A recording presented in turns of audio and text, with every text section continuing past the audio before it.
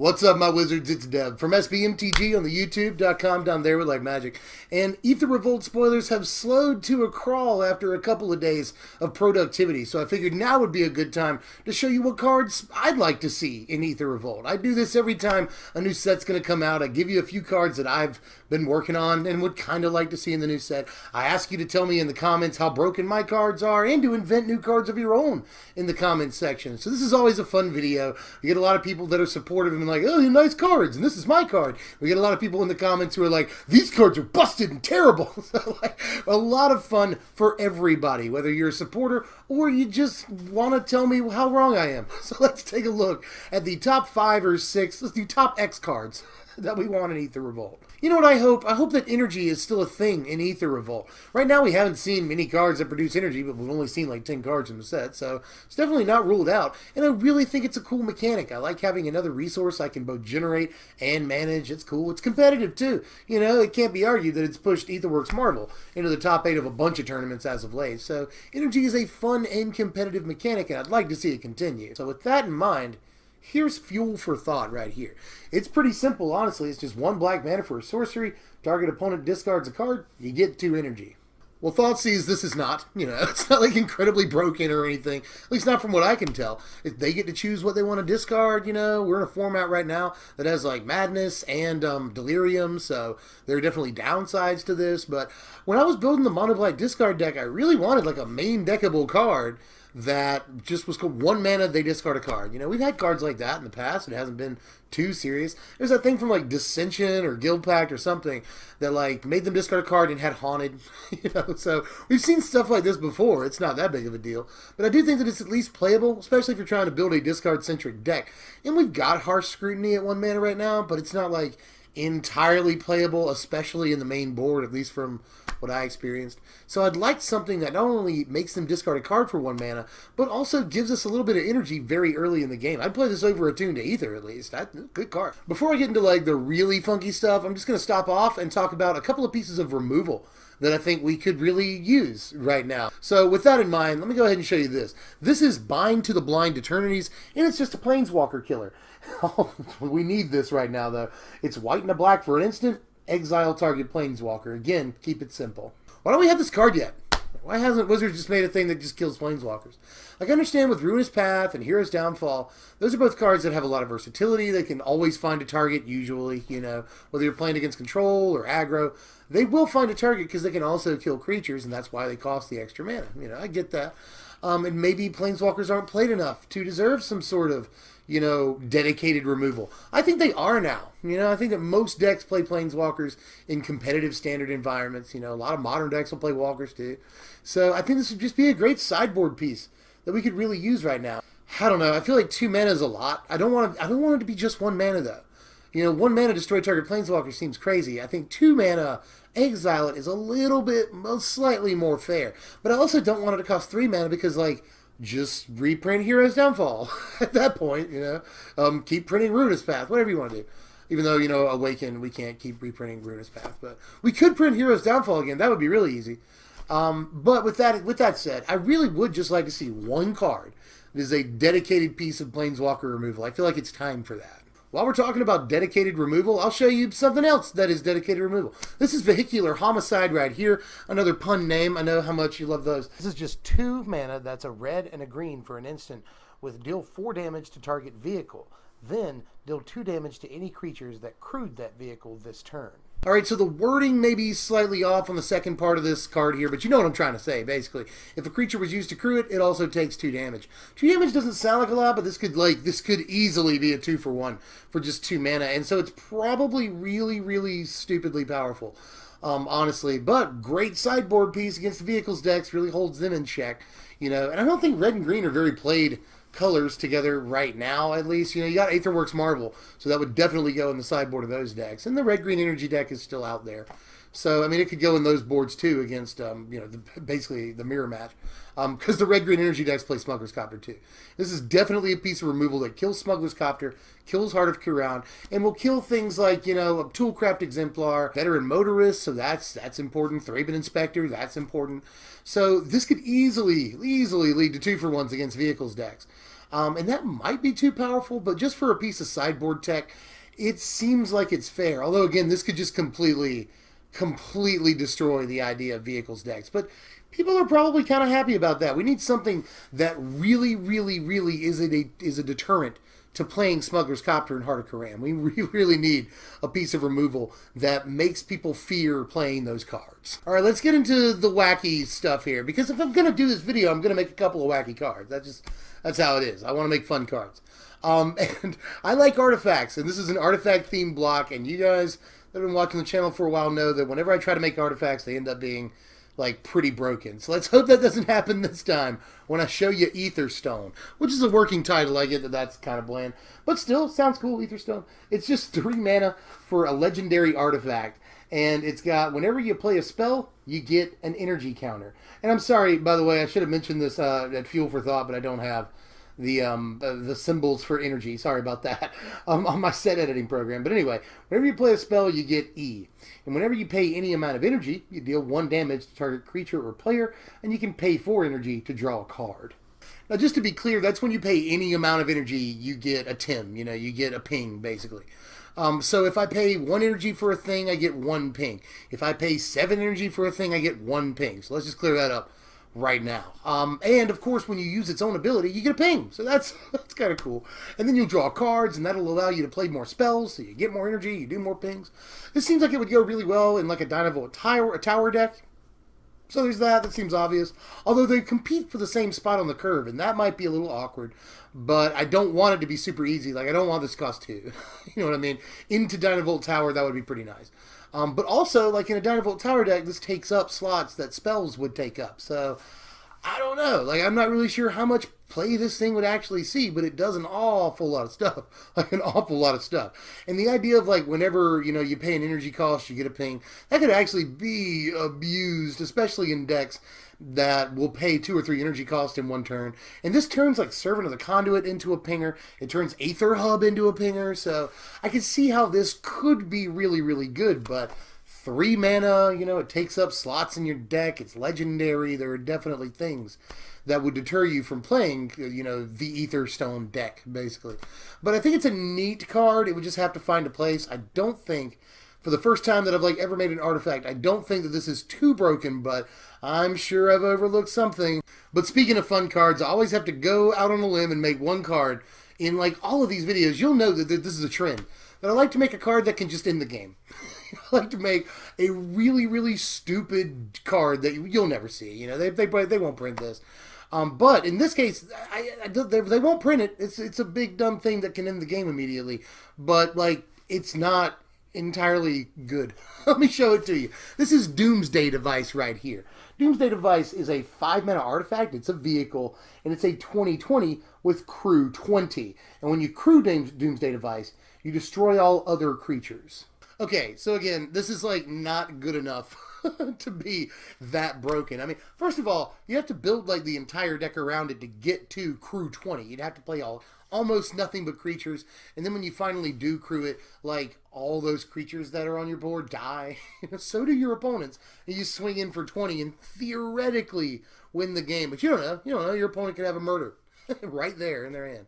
And that could really ruin your day. Although you would have Wrath of God, like you would have Damnation. You know, you would have swept the entire board in that case. But it would be an awful lot of setup to get to that. So this, again, just looks like pure fun. It could be good in, like, EDH, you know. Maybe Modern or Legacy have decks that could crew this very quickly. But, like, in Legacy, you're just playing, like, what, Phyrexian Dreadnought, if you're trying to do something like that, you know. I think 5 mana is a little prohibitive for the faster old formats. So I don't think that this, like, breaks Magic. I think crew 20 is hard to get to no matter who you're talking to and what format.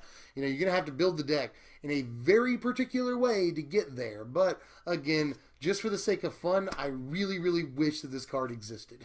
But now it's time to get to some Planeswalkers. Now we're pretty sure that Tezzeret's going to be a Planeswalker in this set. We know that he got a dual deck version, so he'll almost certainly get a Planeswalker in this set. And Ajani, they've already spoiled, but I'm still going to show you my Ajani. Like I said, I don't care.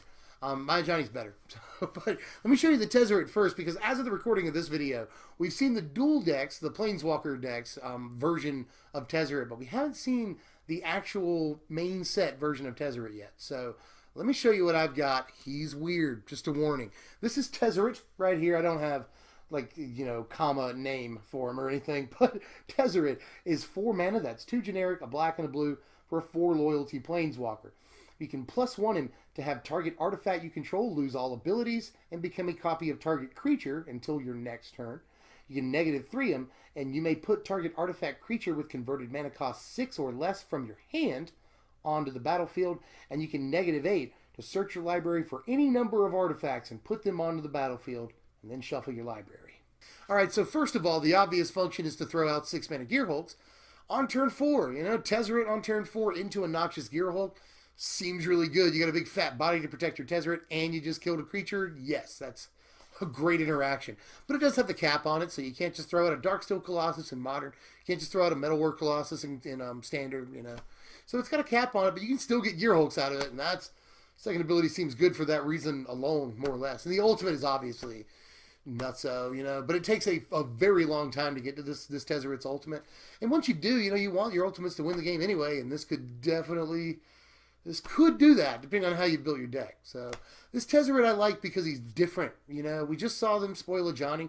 And their Johnny is, you know, sort of the way that semi-competitive planeswalkers are designed nowadays. You know, first ability is card advantage, second ability, kill a guy, third ability, good ultimate. It's like Ob Nixilis, you know, it's like Sorin, you know, it's like Jace Unraveler of Secrets.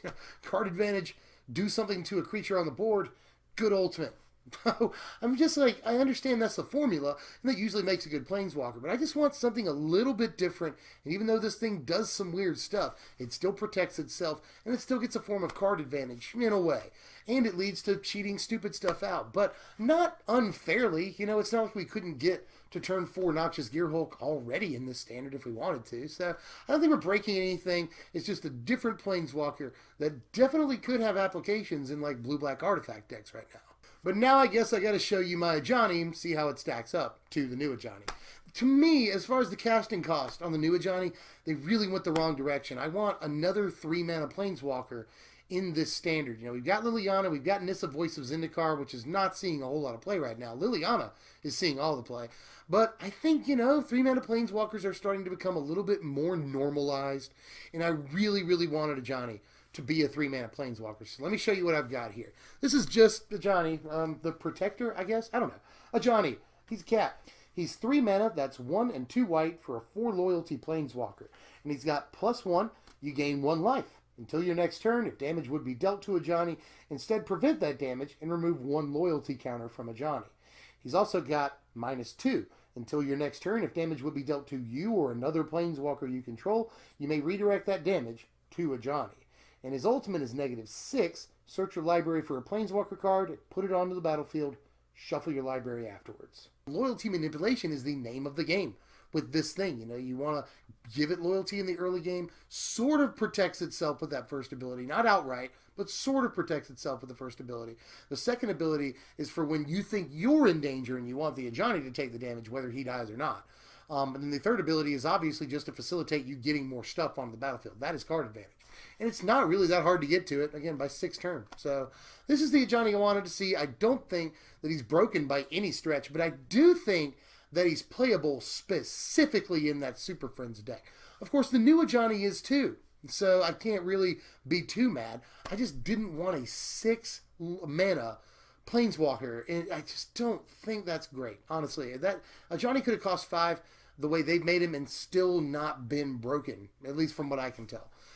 This thing, though, I really want to know your opinion on it because I think some people might think that he's really bad, and some people might think he's too good. So I'm really interested in your opinion on this Ajani, even though they've already spoiled their Ajani. Speaking of something that I really want to get your opinion on, I've just got one more card that I want to show you today, and it's not even something I want to be an Aether Revolt. This is just a card that I've been designing for like 12 years, and every time I bring it up to a group of Magic players, it starts a huge debate. So that's what I want to try and do now. I really want to know how you feel about the idea of a flash land. Again, I've been working on this card for a minute, and it's still fairly simple. Basically, flash land is just a land. It's got flash, and it enters the battlefield tapped. You tap it to add a colorless to your mana pool, and when you tap it, you have to exile a card from your hand. Now, this card has taken a lot of different forms over the course of its lifespan. When I was younger, the card was just like land, flash, comes to play tap, adds any color of mana to your mana pool. That would be ridiculous. That's ridiculous. So like, don't do that. And then eventually it was like City of Brass, but it had flash, you know, deal a damage to you when you tap it. And then it was City of Brass, but it didn't, you know, give you any color of mana, just colorless plus City of Brass deal you damage when you tap. And enters the battlefield tap. But even that still feels a little bit too powerful. So now you see that it's arrived at its current form right here. Instead of taking a damage, we are really suffering a penalty and exiling a card from our hand whenever we tap this thing. But it is a really fast mana. We can play it at the end of our opponent's, you know, turn on turn 2, and, you know, open our turn 2 with 2 mana on the battlefield. In Standard, that is incredibly powerful, and it's the whole reason they don't print, you know, Lana War Elves or Elvish Mystic in Standard anymore, is because they don't want that to be a thing. And with land, it gets even trickier, honestly, because lands are free. This is essentially free mana for the rest of the game, by the way. So that's just fantastic. I know that lands are always free mana, but the ability to play a land on your opponent's turn is pretty good. Like with Natural Connection, we don't really see that card in Standard because it costs 3 mana. But if you could just play a land for free on your opponent's turn, I imagine nearly every deck in the format would take advantage of that. So it's got a really steep downside in this case, you know, but it needs that. Again, newer players may not see how powerful this card is, but older players are going to be like, dude, you can't do that, you know? So let me know. Let me know how you feel about this. Is it suitably nerfed to actually maybe have a shot at being a real card one day? Or will a flash land just never exist because that's too much? Seriously, I have had many discussions about the potential of this card existing for 10 years now with many different play groups and, you know, different people at card shops and stuff, or just people I meet in my daily life that play Magic. I'm like, you know, what if there was a land that had flash? I like to get in this conversation. So I want to know how you guys feel about this. And I know I've already said that, but again, I like sparking this conversation because I've heard this conversation a bunch of times, and I feel like I've heard all the, you know, fors and against here. So surprise me and show me that I haven't by going to the comments section and telling me how busted this is. But that's it for this one. I'm tapped out. That's all the cards that I want in Aether Revolt. There's actually probably like 12 more cards I want in Aether Revolt, but I don't want to be here all night. Show me what you'd like to see in Aether Revolt. In the comments, you can always just put like, this is the card I want to see. Name of card, mana cost, creature, blah. Just do that. You know, I always like to read what cards you guys come up with. I think designing cards is one of the most fun parts of being a Magic player. You know, so show me what you got down there in the comments section in the sideboard. And I will see you guys later. If you enjoyed the content, like it. That's just do that. That's really awesome.